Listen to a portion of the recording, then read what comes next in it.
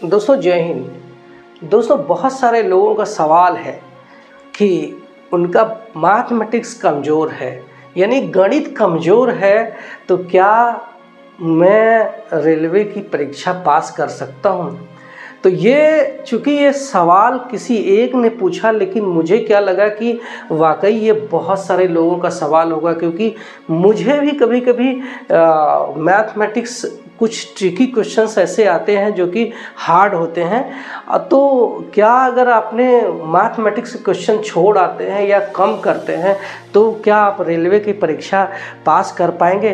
तो इस वीडियो में मेरा सिर्फ और सिर्फ इसी टॉपिक पे रहेगा बात कि क्या आपका गणित कमज़ोर है, यानी कि मेरी मैथमेटिक्स गणित कमज़ोर है, क्या मैं रेलवे की परीक्षा पास कर सकता हूँ।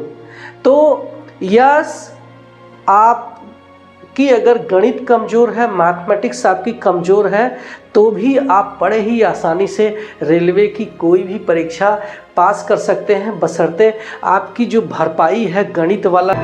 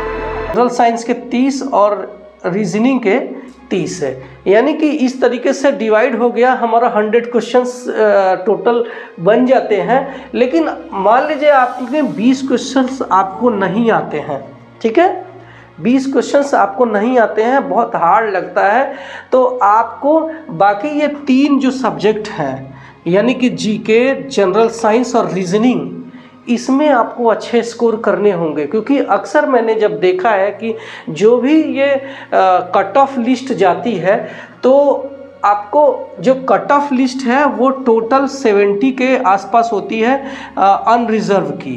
कितना? टोटल 70 होती है अनरिजर्व की। और ये जो 70 मार्क है वो आपको टोटल में से लाना होता है। कितना?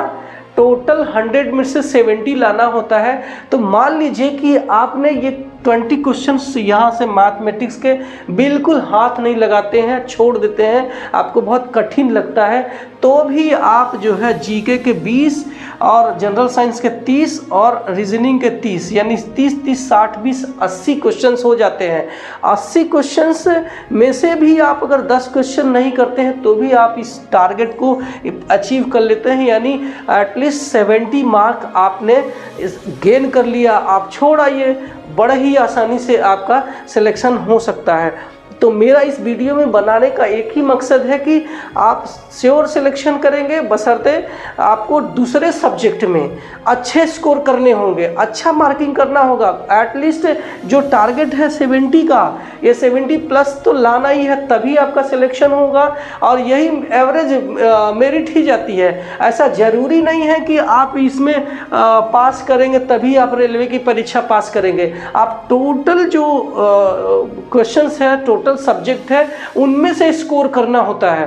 तो ये मुझे लगता है कि ये जानकारी आपको बिल्कुल ही अच्छी लगी होगी, और अच्छी लगी है तो एक लाइक ज़रूर करना, इससे मोटिवेशन मिलता है। और मेरे चैनल पे पहली बार आए हो तो सब्सक्राइब ज़रूर करना। और आपका कोई सवाल होगा, कोई क्वेरीज होगा तो आप मुझे कमेंट सेक्शन में बताना, मैं श्योर रिप्लाई करता हूँ।